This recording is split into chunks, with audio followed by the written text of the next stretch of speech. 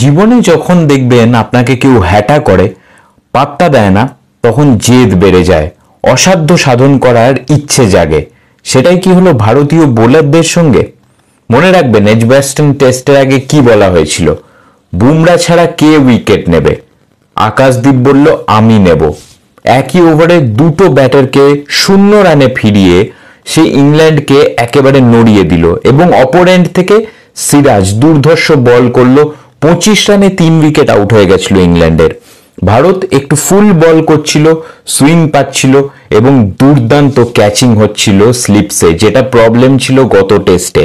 অপরদিকে ভারতীয় team selection নিয়ে অনেক কথা হয়েছিল, কিন্তু শুভমন গিল চেয়েছিল যে লোয়ার মিডল অর্ডার রান করুক, তাই জন্য এক্সট্রা অলরাউন্ডার নিয়েছিল এবং তাই জন্যই কিন্তু ভারতের স্কোর 587-তে পৌঁছলো, এক সময় যেটা ছিল 211-তে 5।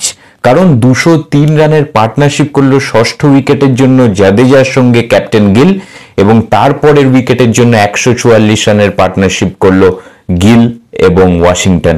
তো প্রত্যেকটা ডিসিশন এখনো অবধি ঠিক গেছে। যদি ওয়াশিংটন এবং জাদেজা স্পিনার হিসেবে উইকেট নিতে শুরু করে দেয়, তাহলে পুরো পারফেক্ট যেতে থাকবে ম্যাচটা। এখন কিন্তু 500-রও বেশি লিড আছে ভারতের।